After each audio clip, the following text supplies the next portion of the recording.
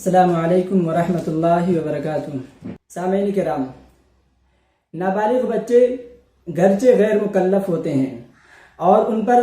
رمضان کے روزے فرض نہیں ہوتے، لیکن ہمیں چاہیے کہ ہم انہیں روزوں کا عادی بنائیں، اور انہیں روزہ رکھنے کا عادی بنانے کے لیے بہتر یہی ہوگا کہ ہم 7 یا 8 سال کی عمر سے ہی بچوں سے بھی کبھی کبھار روزے رکھوایا کریں، اور روزہ رکھنے پر ان کی حوصلہ افزائی کی جائے، انہیں انعام و اکرام سے نوازا جائے، تو اس کا فائدہ یہ ہوگا کہ بچپن سے ہی ان کے دلوں میں روزے جیسی اہم عبادت کی اہمیت و فضیلت، روزے جیسی اہم عبادت کی محبت ان کے دلوں میں بیٹھ جائے گی، اور وہ اس کے عادی ہو جائیں گے۔ اور پھر جب وہ بالغ ہو جائیں گے، جب وہ مکلف ہو جائیں گے، جب رمضان کے روزے ان پر فرض ہو جائیں گے، تو روزہ رکھنے میں ان کے لیے انشاءاللہ کوئی دشواری نہیں ہوگی، اور وہ بلا جھجک مزے سے رمضان کے پورے روزے رکھ سکیں گے۔ اسی طرح سے اللہ کے رسول صلی اللہ علیہ وسلم نے نماز کے تعلق سے بھی فرمایا ہے کہ مروا اولادکم بالصلاۃ وهم ابناء 7 سنین واضربوهم علیہا وهم ابناء 10 سنین، یعنی اللہ کے رسول صلی اللہ علیہ وسلم فرماتے ہیں کہ اپنی اولاد کو نماز کا حکم دو جب وہ 7 سال کے ہو جائیں، یعنی 7 برس کی عمر میں انہیں نماز پڑھنے کا حکم دو، اور جب وہ 10 سال کی عمر کو ہو جائیں، 10 سال کی عمر کو وہ پہنچ جائیں، تو انہیں نماز نہ پڑھنے پر، نماز چھوڑنے پر ان کی پٹائی کرو۔ اور ظاہر سی بات ہے کہ یہاں اس حدیث کا مقصد جو ہے وہ تربیت ہے، کہ بچپن سے ہی بچوں کی دلوں میں نماز جیسی اہم عبادت کی اہمیت، نماز جیسی اہم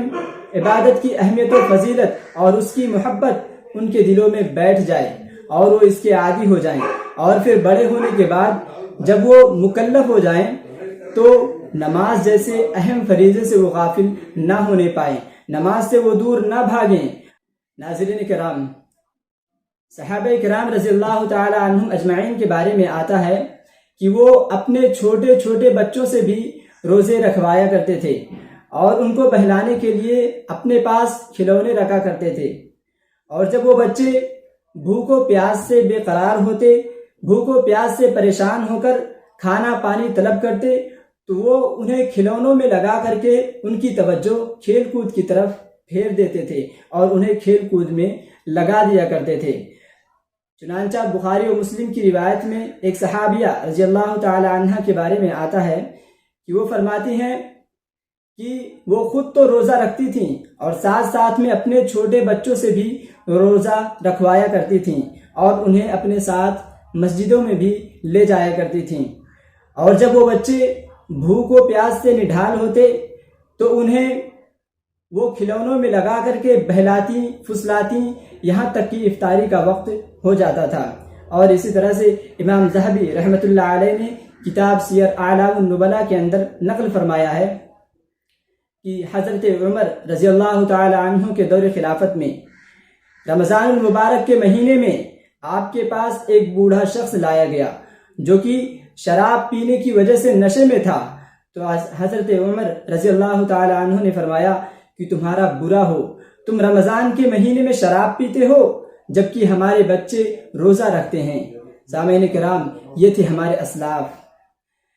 ہمارے اسلاف جو کہ اپنے بچوں کی دینی تربیت کے بارے میں کس قدر حساس ہوا کرتے تھے، جنہیں اپنے بچوں کی دینی اور اخلاقی تربیت کی کتنی فکر ہوا کرتی تھی۔ لیکن موجودہ زمانے میں کم ہی والدین ایسے ملیں گے جنہیں حقیقت میں اپنے بچوں کی صحیح تربیت کی فکر ہوگی۔ روزہ ہی کو لے کر آپ دیکھ لیجئے کہ بہت سارے نوجوان آپ کو ایسے ملیں گے جو کہ روزہ نہیں رکھتے ہیں، اور ان کے والدین کو بھی اس بات کی خبر ہوتی ہے،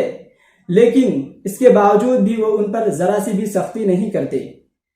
اور الٹا یہ بہانے تراشتے ہیں، الٹا یہ بہانے بناتے ہیں کہ ابھی انہیں روزہ رکھنے کی ضرورت نہیں ہے، ابھی تو یہ چھوٹے ہیں، اور بڑے ہو جائیں گے تو یہ خود بخود ضرور روزہ رکھنے لگیں گے۔ لیکن وہ اپنے بچوں کی لاڈ و پیار میں، اپنے بچوں کے لاڈ اور پیار میں اس بات کو بھول جاتے ہیں کہ ان کی یہ غفلت، ان کے بچوں کو دین سے کس قدر دور کر رہی ہے اور اس کے کیسے کیسے خطرناک نتائج آگے دیکھنے کو مل سکتے ہیں۔ سامعین کرام، اولاد کی بے دینی اور نماز و روزہ سے ان کی غفلت پر والدین کا یہ وتیرہ، والدین کا یہ طرز عمل بظاہر بچوں کے حق میں شفقت اور ہمدردی کا معاملہ تو نظر آتا ہے، لیکن اگر آپ اس کے انجام پر غور کریں تو آپ کو پتہ چلے گا کہ والدین کا یہ رویہ، والدین کا یہ طریقہ ان کے اولاد کے حق میں کتنا خطرناک ہے اور یہ کسی ہلاک کر دینے والے زہر سے کم نہیں ہے۔ سامعین کرام، اللہ رب العالمین نے قرآن مجید میں سورہ تحریم کے اندر مومنوں کو مخاطب کرتے ہوئے یہ حکم دیا ہے، یا ایھا الذین آمنوا قوا انفسکم واہلیکم نارا، یعنی اللہ رب العالمین کا فرمان ہے، اللہ رب العالمین کا یہ حکم ہے کہ اے ایمان والو، اپنے آپ کو اور اپنے اہل و عیال کو جہنم کی آگ سے بچا لو۔ یعنی اس آیت کریمہ کا مطلب یہ ہے کہ تم اپنے آپ کو اعمال صالحہ کر کے جہنم سے بچا لو اور ساتھ ساتھ میں اپنے اہل و عیال کی، اپنی اولاد کی دینی اور اخلاقی تربیت کر کے، اپنی اولاد کی صحیح بہترین تربیت کر کے انہیں بھی اعمال صالحہ کا عادی بنا دو تاکہ وہ بھی جہنم کی آگ سے بچ سکیں۔ لہذا پتہ یہ چلا کہ اولاد کی دینی اور اخلاقی تربیت کرنا والدین کی بنیادی ذمہ داری ہے،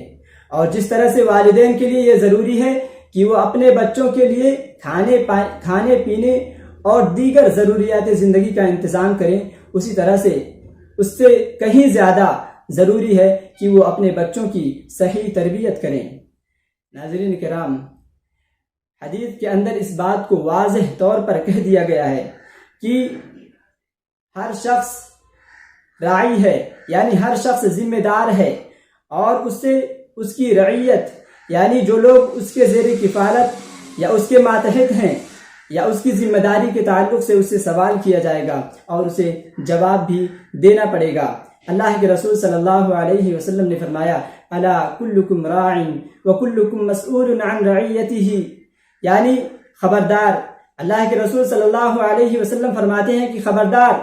تم میں سے ہر شخص ذمہ دار ہے، ہر شخص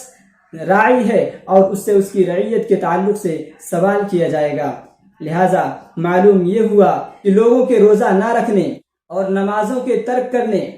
اور گناہوں کے ارتکاب کرنے کا ذمہ دار والدین بھی ہیں،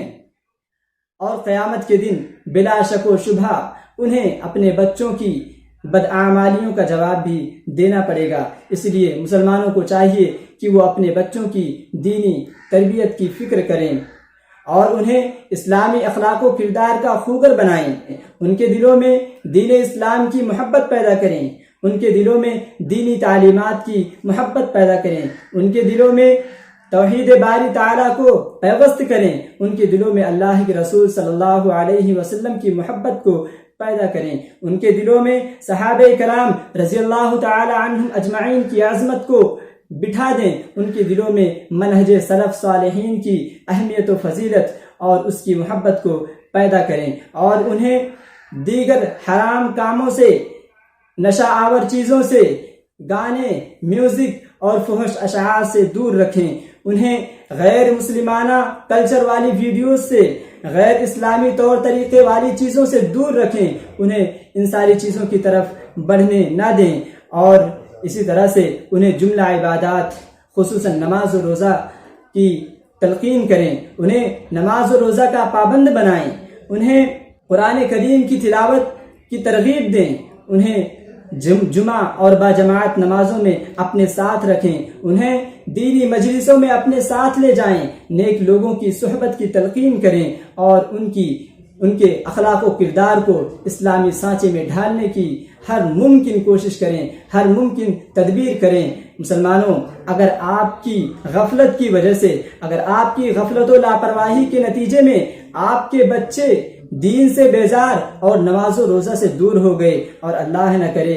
اللہ تعالی ہم تمام مسلمانوں کو جہنم سے بچائے اور جنت میں داخل کرے۔ اللہ نہ کرے کہ اگر وہ اپنی بدعمالیوں کی وجہ سے، اپنی بدعمالیوں کے سبب جہنم کے مستحق قرار پا گئے تو قیامت کے دن اس وقت آپ کا کیا حال ہوگا، جب آپ کے جگر گوشوں کو آپ کے سامنے، آپ کے لاڈلوں کو، آپ کے بچوں کو فرشتے جہنم کی آگ میں پھینک دیں گے۔ کیا اس منظر کو دیکھ کر آپ کو اذیت نہ ہوگی، آپ کو پریشانی نہ ہوگی،